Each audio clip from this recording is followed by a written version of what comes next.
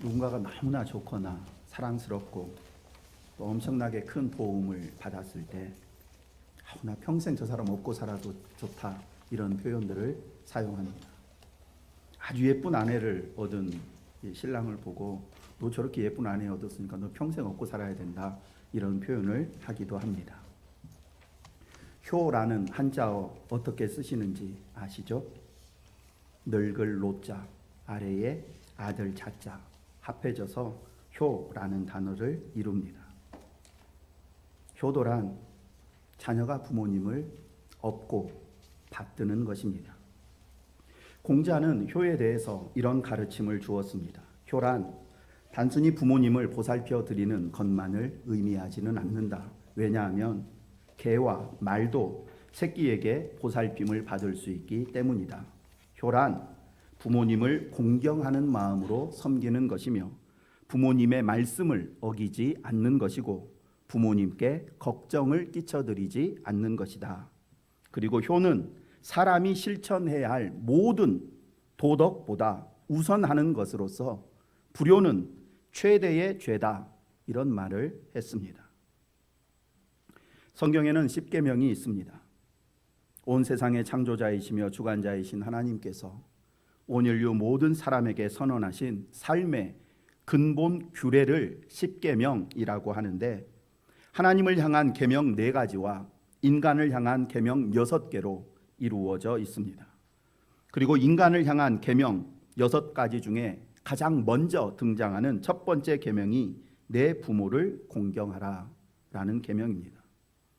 공자의 가르침과 마찬가지로 성경이 말씀하는 효 역시 모든 인간관계의 기초이자 우선되는 계명이다 라는 의미입니다. 그러나 성경이 말씀하는 효와 공자가 가르치는 효에는 근본적인 차이점이 하나 있는데, 공자는 인간이 실천해야 하는 모든 도덕보다 우선하는 것이 효라고 말한 반면, 성경은 주 안에서라는 조건 속에서 가장 우선되는 실천이 효다라고 말씀하고 있다는 사실입니다. 예를 들어 공자는 부모가 도둑질을 했을 때 그 죄를 숨겨주어야 한다고 가르쳤습니다. 왜냐하면 모든 도덕적인 실천, 즉 불의를 보면 참지 말아야 한다는 이 실천보다 우선하는 것이 부모를 공경하는 것이기 때문에 부모님의 죄를 덮어주어야 한다는 것입니다. 그러나 이는 죄의 결과가 무엇인지 모르는 불신자들에게 용납되는 가르침입니다.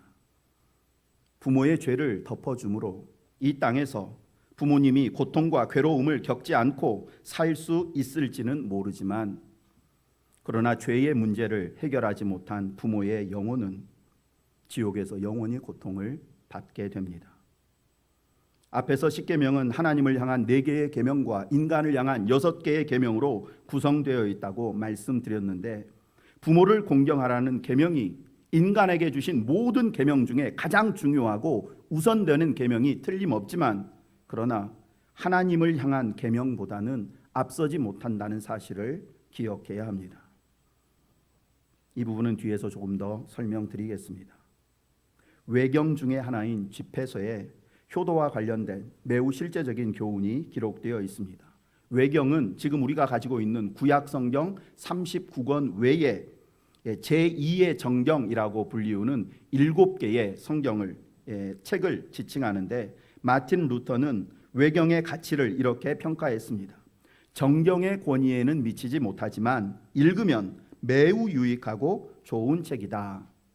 이렇게 해서 이제 7개의 외경에 대해서 말했는데, 외경 중에 하나인 집회서 3장 1절 이하에 이런 내용이 효와 관련되어 기록되어 있습니다. 너희는 들어라.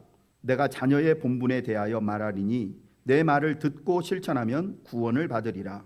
하나님께서는 자식들에게 아비를 공경하게 하셨고 또한 어미의 권위를 보장해 주셨다. 아비를 공경하는 것은 자기 죄를 벗는 것이며 어미를 공경하는 것은 보화를 쌓아 올리는 것이다. 아비를 공경하는 사람은 자기 자식들에게서 기쁨을 얻고 그가 구하는 것을 하나님께서 들어주시리라. 아비를 잘 섬긴 공은 잊혀지지 않으리니 내 죄는 용서받고 새 삶을 이룰 것이다. 내가 역경에 처했을 때 하나님께서는 너의 효도를 기억하시겠고 내 죄는 얼음이 햇볕에 녹듯이 쓰러질 것이다. 자기 아비를 저버리는 것은 하나님을 모독하는 것이요 어미를 노엽게 하는 것은 하나님의 저주를 부르는 것이다. 성경은 세상의 그 어떤 종교보다 부모님에 대한 효를 강조합니다. 그 이유는 부모님은 하나님의 사랑과 복의 통로가 되기 때문입니다. 즉 하나님께서는 우리에게 복을 주기를 원하시는데 그 복의 통로로 부모를 사용하신다라는 것입니다. 그러므로 부모님과의 관계가 막힌 사람은 하나님의 사랑, 은혜, 복이 임하는 가장 중요한 통로 가운데 하나가 막혀 있는 것과 같습니다. 이제 오늘 말씀을 보면서 성경이 말씀하는 효란 무엇이고 어떻게 우리가 효도할 수 있으며 효도하는 사람에게는 어떤 복이 주어지는지, 그리고 마지막으로 행복한 가정을 이루기 위한 세 가지 조건이 무엇인지에 대해 말씀을 전하고자 합니다. 먼저 잠언 23장 22절 말씀 함께 읽어보겠습니다. 너를 낳은 아비에게 청종하고 내 늙은 어미를 경히 여기지 말지니라. 아멘. 너를 낳은 아비에게 청종하라 라는 말씀은 아버지는 너에게 생명을 주신 분이므로 아버지의 말씀에 순종해야 한다라는 의미입니다. 그리고 내 늙은 어미를 경히 여기지 말라라는 말씀은 어머니가 늙었다는 이유로 어머니의 말씀을 가볍게 여겨서는 안 된다는 의미입니다. 특별히 하나님을 경외하는 자녀는 연로하신 부모님의 말씀을 더욱 무겁고 귀하게 여깁니다. 왜냐하면 연로하신 부모님의 삶은 나보다 천국에 더 가까이 계시기 때문입니다. 즉 연로하신 부모님의 모습과 부모님들이 하시는 말씀 속에는 내세에 대한 교훈이 더욱더 깊고 선명하게 담겨 있기 때문에 천국을 사모하며 사는 성도는 천국 문에 나보다 훨씬 더 가까이 가 계신 연로하신 부모님의 모습을 귀하게 여기며 그분의 말씀에 더욱 귀를 기울이게 됩니다. 나보다 더 높은 곳에 계시는 부모님을 우러러 보는 마음을 가지고 부모님이 하시는 모든 말씀을 무겁고 소중하게 여기는 저와 여러분 되기를 원합니다. 계속해서 25절 말씀입니다. 내 부모를 즐겁게 하며 너를 낳은 어미를 기쁘게 하라. 앞선 21절에서 너를 낳은 아비에게 청종하고 내 늙은 어미를 경히 여기지 말라라는 말씀이 소극적인 의미에서의 효도, 즉 효도란 부모님 말씀 거역하지 않고 부모님이 말씀하시면 그대로 순종하는 것이다 라는 것이 22절 효도의 의미라면 25절에 기록되어 있는 내 부모를 즐겁게 하며 너를 낳은 어미를 기쁘게 하라는 말씀은 적극적인 의미에서의 효도, 즉 효도가 무엇인가? 부모님을 기쁘고 즐겁게 해드리는 것이다 라는 의미입니다. 그렇다면 어떻게 우리가 부모님을 기쁘고 즐겁게 해드릴 수 있을까요? 그 비결이 23절에 기록되어 있습니다. 23절 함께 읽습니다. 진리를 사되 팔지는 말며 지혜와 훈계와 명철도 그리할지니라. 아멘. 23절에 기록되어 있는 진리, 지혜, 훈계, 명철은 모두 부모님이 전해주시는 진리와 지혜, 훈계와 명철을 의미합니다. 진리는 시대와 상황이 바뀌어도 절대 변하지 않는 말씀이고, 지혜란 나를 바른 길로 인도하는 말씀이고, 훈계란 나를 잘못된 길에서 돌이키게 하는 말씀이며, 명철이란 사물의 이치를 깨닫고 분별하게 하는 말씀입니다. 이것을 사기만 하고 절대 팔지는 말라고 말씀하십니다. 사기만 하고 팔지는 말라는 말씀은 가지고 있으면 있을수록 그 가치와 중요성이 점점 더 커진다는 의미입니다. 그러므로 시간과 비용이 얼마나 들든지 부모님의 말씀을 듣기 위해, 즉 부모님의 말씀을 사기 위해서 노력해야 합니다. 바쁘고 피곤하고 귀찮다고, 내가 부모님보다 더 많이 배웠다고 부모님의 말씀을 사는 일, 듣고 간직하고 순종하는 일을 소홀히 여기거나 한 귀로 듣고 한 귀로 흘리며 부모님의 말씀을 쉽게 팔아버리는 잘못을 행해서는 안 됩니다. 그리고 부모님이 전해주시는 진리와 지혜와 훈계와 명철은 모두 하나님으로부터 주어지는 것입니다. 즉 23절에 기록된 한 번 사면 절대 팔지 말아야 할 진리와 지혜, 훈계와 명철은 부모님이 전해주시는 하나님의 말씀을 의미합니다. 그렇다면 부모님이 아직까지 하나님을 믿지 않아서 나에게 하나님의 진리와 지혜, 훈계와 명철을 전해주시지 않으면 어떻게 해야 할까요? 첫째는 어찌하든지 부모님께 하나님을 전하기 위해서 애를 쓰셔야 하고, 둘째는 부모님의 말씀이 성경의 진리와 어긋나지 않는다면 그 말씀을 하나님의 말씀처럼 귀하게 듣고 순종해야 합니다. 계속해서 24절 말씀입니다. 의인의 아비는 크게 즐거울 것이요 지혜로운 자식을 낳은 자는 그로 말미암아 즐거울 것이니라. 25절 말씀에서 효도란 부모님을 기쁘고 즐겁게 해드리는 것이다 라고 말씀을 드렸습니다. 적극적인 의미에서 효는 뭐냐? 부모님을 기쁘고 즐겁게 계속해서 만들어 드리는 일이다. 그러면서 23절에서는 그 방법을 부모님이 전해주시는 하나님의 진리, 지혜, 훈계, 명철을 사고, 즉 잘 듣고 팔지는 말라고, 잊지 말고 마음속에 간직하고 있는 것. 그러면 부모는 그 자녀를 보면서 기뻐하고 즐거워합니다. 그리고 이제 24절에서는 부모님을 기쁘고 즐겁게 해드릴 수 있는 방법이 의롭고 지혜롭게 사는 것이라고 말씀합니다. 의롭고 지혜롭게 산다는 것은 하나님을 경외하며 하나님의 말씀에 순종하며 사는 것을 의미합니다.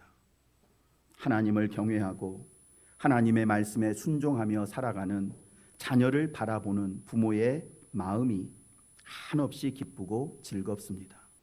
왜냐하면 하나님께서 그런 자녀에게 완전한 평강과 형통과 안전과 만족의 복을 주실 것이라는 확신이 있기 때문입니다. 그래서 현재의 상황과 형편이 어떠하든지 믿음 안에서 살아가는 자녀를 바라보는 부모의 마음에는 늘 기쁨과 소망이 넘치게 됩니다. 왜요? 하나님께서 하나님 경외하는 그의 삶에 평강과 장수의 복을 주실 것이라는 확신이 있고, 나아가서 내 자녀들이 장차 천국에서 놀라운 상급을 받을 것이라는 기대가 있기 때문입니다. 그래서 부모님이 전해주신 하나님의 진리 안에서 의롭고 지혜롭고 바르게 살아가는 자녀를 바라보는 부모님의 마음에는 항상 기쁨이 가득합니다. 그러나 이와 반대로 하나님을 믿지 않고 세상만을 바라보며 살아가는 자녀를 바라보는 부모의 마음에는 근심과 불안함이 떠나지 않습니다. 왜 그렇습니까? 지금은 별 문제 없이 잘 사는 것 같지만 언젠가 하나님 없이 산 죄와 교만으로 인해서 무서운 징계와 재앙을 받을 것을 알고 있기 때문입니다. 물론 아직까지 예수님을 믿지 않는 부모님들은 정반대로 생각하실 수도 있습니다. 오히려 열심히 신앙생활하는 교회 다니는 자녀를 보며 불안해하실 수 있습니다. 저렇게 교회에다가 다 갖다 바치고 늘 교회 사람들과만 어울리면 사회생활은 어떻게 제대로 할 수 있으려나? 내가 너 신앙생활하는 거, 교회 다니는 거 반대하지는 않지만 그러나 그렇게 지나치게 교회 일에 열심을 내지는 말아라, 이렇게 말합니다. 믿지 않는 부모님께 이런 염려와 걱정을 끼쳐드리지 않기 위해서 적당히 신앙생활하게 되면 우리의 믿음 또한 적당한 수준을 벗어나지 못하고 결국 나와 내 부모님 모두가 마귀의 꼭두각시로 전락해 버립니다. 열심히 신앙생활하는 나를 걱정하시는 부모님의 그 걱정을 덜어드리는 방법은 부모님의 영혼을 위해서 더욱 간절히 기도하면서 성도로서 세상 사람들이 누리지 못하는 참된 자유와 만족과 행복을 누리며 사는 것입니다. 어머니, 아버지, 제가 늘 행복하고 즐겁고 평안하게 사는 것이 엄마 아빠의 기쁨이고 즐거움이잖아요. 예수님과 동행하는 지금의 제 삶이 그 어느 때보다도 행복하고 편안해요. 제가 아무리 돈을 많이 벌고 높은 자리에 있어도 제 마음이 늘 불안하고 만족이 없으면 어머니 아버지 마음도 불편하시잖아요. 저는 지금 그 어느 때보다도 행복하고 즐겁게 살고 있으니까 염려하지 마시고, 제 모습 보시면 아시잖아요. 그래서 저는 어머니 아버지도 저와 같이 예수님 안에서 이 행복과 기쁨을 함께 누릴 수 있기를 매일 기도하고 있습니다.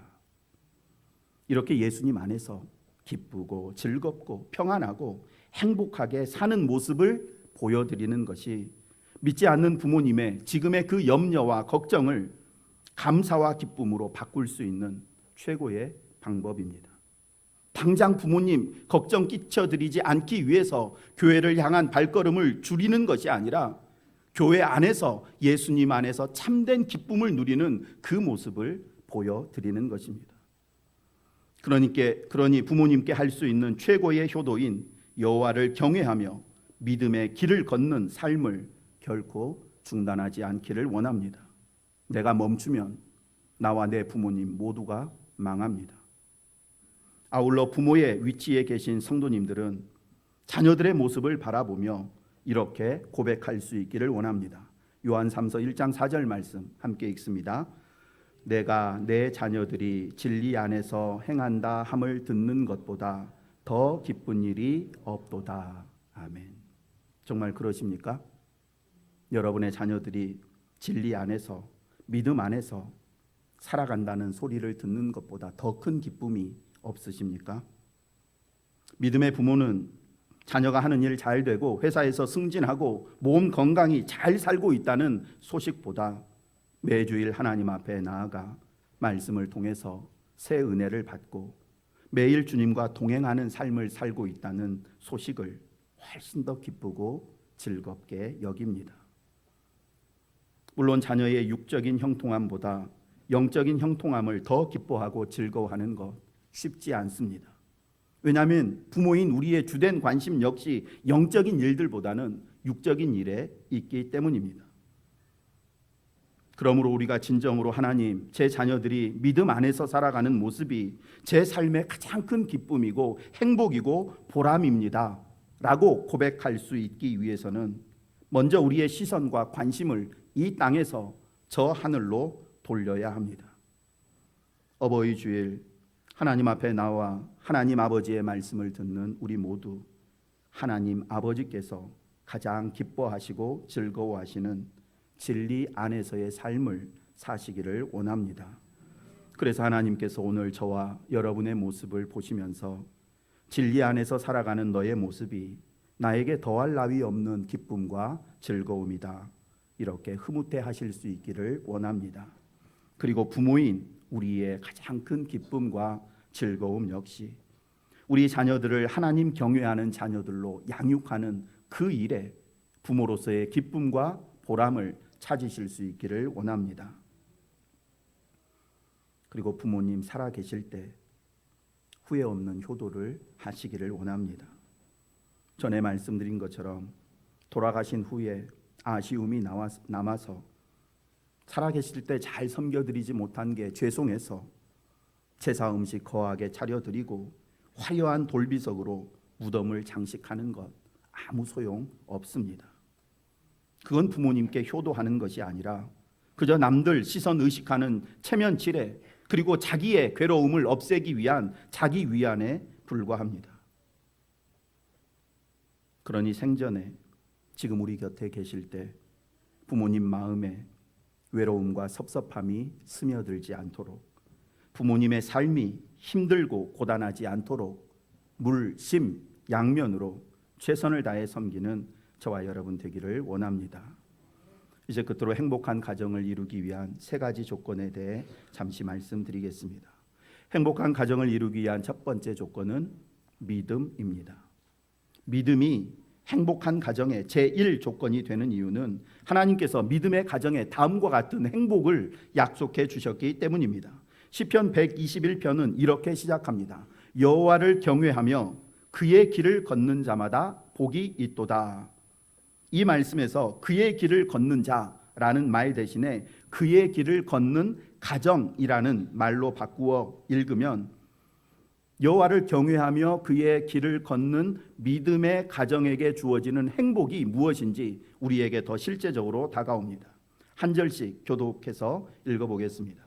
여호와를 경외하며 그의 길을 걷는 자마다 복이 있도다.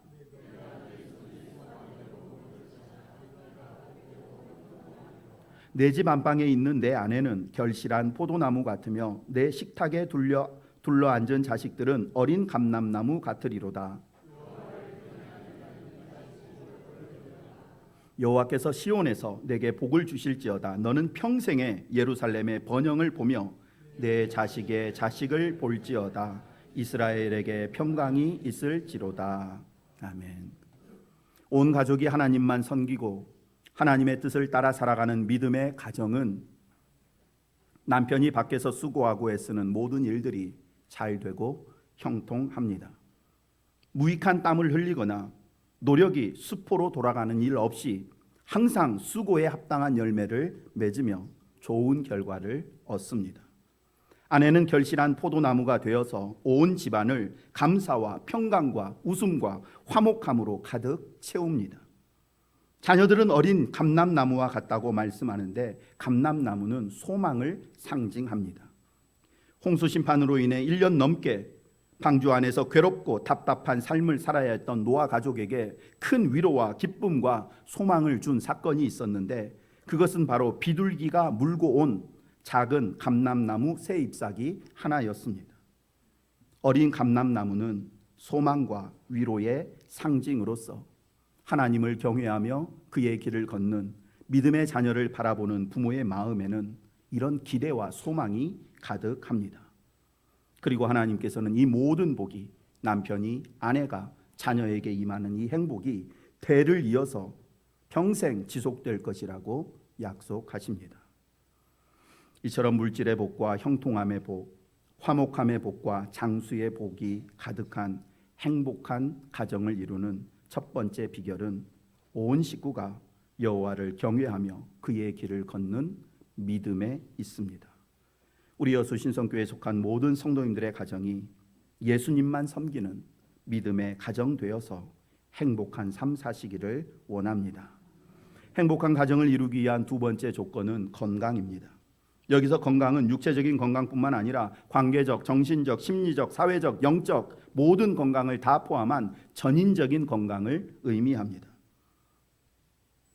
육체적이고 관계적이고 정신적이고 심리적이고 사회적이고 영적인 영역 가운데 어느 한 부분이라도 건강하지 못하면 우리 가정은 행복하지 못합니다. 그렇다면 몸의 건강, 마음의 건강, 사람들과의 관계의 건강, 영적인 건강을 위해서 우리가 할 수 있는 최선의 일은 무엇일까요? 최고의 일은 만병의 대의사이신 예수 그리스도를 우리 가정의 주치의로 모시는 일입니다. 많은 사람들이 심지어 교회를 다니는 사람들도 예수님을 정신적, 심리적 안정을 위한 정신과 의사 정도로만 생각합니다. 그러나 예수님께서 이 땅에서 우리에게 어떤 일들을 해주셨는지 한번 생각해 보십시오. 예수님은 각종 질병으로 고통받는 사람들을 고쳐주셨습니다.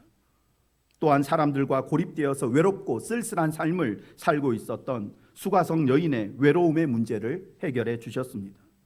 귀신 들려 사회생활이 불가능했던 사람을 치유하셔서 그를 다시 일상의 삶으로 복귀시키셨습니다. 제자들의 생명을 위협하는 거센 풍랑을 말씀으로 꾸짖어 잠잠케 하시고 배고픈 무리들을 오병이어 기적을 통해 배불리 먹이기도 하셨습니다. 무엇보다 예수님은 영적으로 죽어 지옥으로 끌려가는 절망의 사람들에게 새 생명을 주심으로 천국을 바라보는 소망의 사람으로 변화시켜 주셨습니다. 예수님은 나의 전 인격과 삶과 내 영혼까지 완벽하게 고치고 회복시키고 변화시킬 수 있는 유일한 분이십니다. 그러니 오직 이 예수님만 여러분 가정의 주치의로 모심으로 온 가족 모두 전인적으로 건강하고 행복하게 사시기를 원합니다. 행복한 가정을 이루기 위한 마지막 세 번째 조건은 질서입니다. 가정에 질서가 있어야지 그 가정이 행복한 가정이 되는데 가정에 질서가 있어야 한다는 말은 가족 구성원들 각자가 자신에게 주어진 역할과 책임을 제대로 감당해야 한다는 의미입니다. 하나님께서 가정에 주신 질서는 무엇입니까? 남편은 그리스도께서 교회를 사랑하시고 교회를 위해서 자기 자신을 내어주신 것처럼 아내를 그렇게 사랑하는 것이 질서입니다. 아내의 질서는 교회가 그리스도께 복종하듯 남편에게 복종하는 것입니다. 부모는 자녀들에게 상처를 주지 않고 오직 주의 교훈과 훈계로 양육하는 것이 부모의 질서이고, 자녀의 질서는 주 안에서 부모님께 순종하며 공경하는 것입니다. 이것이 하나님께서 가정 가운데 세워주신 가정의 질서이고, 이 질서가 세워지고 지켜질 때 그 가정은 행복한 가정이 됩니다. 행복한 가정을 이루기 위한 세 가지 조건인 온 가족이 하나님을 경외하며 그의 길을 걷는 믿음, 예수 그리스도를 가정의 주치의로 모셔드리는 전인적인 건강, 하나님께서 각자에게 맡겨주신 역할과 책임을 다하는 가정 질서가 세워지므로 사랑하는 성도님들 모든 가정이 지금부터 영원까지 행복하시기를 원합니다. 말씀을 마칩니다. 물질 만능주의 사상과 극심한 이기주의가 점점 더 그 세력을 확장해 나아가는 시대 상황으로 인해서 인간관계는 더욱 삭막해지고 사람과의 정은 점점 메말라만 갑니다. 이러한 세상의 잘못된 풍조가 가장 따뜻하고 사랑이 넘쳐야 할 가정에까지 침투해 들어와서 가난하고 병든 부모님들이 자녀들에게 무시와 외면을 당합니다. 어버이 주의를 지키는 오늘 우리의 모습을 돌아보기를 원합니다. 서두에서 말씀드린 것처럼 부모님은 자녀에게 하나님의 사랑과 은혜와 복을 전해주는 통로입니다. 부모와 자녀라는 이 축복의 통로가 부모님에 대한 무관심과 불순종, 자녀에 대한 욕심과 학대로 절대 막히지 않도록 부모님은 주의 진리로 자녀들을 양육하고, 자녀는 부모님이 전해주시는 진리의 말씀을 따라 바르고 의롭게 행함으로 자녀의 삶에는 하나님께서 주시는 건강과 형통함이 가득하고, 그런 자녀를 바라보는 부모님의 마음에는 영적인 기쁨과 즐거움이 가득하게 되기를 원합니다. 가정의 달인 5월, 믿지 않는 가족과 이런저런 이유로 신앙이 식어버린 가족을 위해 더욱 간절히 기도하기를 원합니다. 사랑하는 가족을 위해서 우리가 할 수 있고 그들에게 줄 수 있는 최고의 사랑과 선물은 예수 그리스도입니다. 사랑하는 자녀들이 세상의 참 소망이신 예수 그리스도를 만나게 해주는 것, 부모가 자녀에게 줄 수 있는 최고의 사랑입니다. 연로하신 부모님이 천국의 소망을 마음에 품고 남은 여생을 보내시게 하는 것, 자녀가 부모에게 할 수 있는 최고의 효도입니다. 나와 내 가족의 건강, 행복, 안전 지킬 수 있는 비결은 지금보다 내가 더 많이 노력하고 더 조심하며 사는 데 있는 것이 아니라 우리의 연약함과 한계를 인정하고 전능하신 하나님을 더 의지하며 하나님의 말씀에 지금보다 더 철저히 순종하는 데 있습니다. 우리가 해야 할 노력은 세상적인 노력이 아니라 영적인 노력입니다. 5월 가정의 달을 보내시면서 온 가족의 구원을 위해서 그 어느 때보다도 더 많은 영적인 수고와 노력을 기울이시기를 원합니다. 부모를 공경하면 땅에서 잘되고 장수하는 복을 주겠다고 분명히 약속하신 하나님께서는 하나님 아버지를 공경하여 예배를 소중히 여기고 영혼 구원을 위해 열심히 복음을 전하는 그의 자녀들에게 땅에서 잘되고 장수하는 복뿐만 아니라 그의 영혼이 잘되고 영생하는 복도 선물로 주십니다. 기도드립니다. 가정이라는 귀한 선물을 저희에게 주신 하나님 감사합니다. 저희 여수 신성교회에 속한 모든 가정들이 예수 그리스도 안에서 한 믿음을 가지고 천국을 바라보며 살게 하시고 이 세상 사는 동안 온 마음으로 서로를 아끼고 사랑하며 존경하고 축복하며 살게 하옵소서. 혹시라도 남편과 아내, 부모와 자녀, 시댁과 처가, 형제 자매들 가운데 어려움과 불화가 있다면 깨지고 상처난 그 모든 관계를 회복시켜 주시고 하나님 안에서 참된 화목함과 평안을 누리게 하여 주옵소서. 부모는 자녀에게 진리의 말씀을 전하는 기쁨과 즐거움으로 가득하게 하여 주시고 자녀는 부모님이 전해주시는 진리의 말씀을 따라 행함으로 하나님께서 주시는 건강과 형통함의 복을 누리며 살게 하여 주옵소서. 5월 한 달 저희 모두가 여호와 하나님을 더욱 경외하며 그 길을 힘있게 걷는 복되고 형통한 삶 살기를 소망하며 예수님의 이름으로 기도드립니다. 아멘.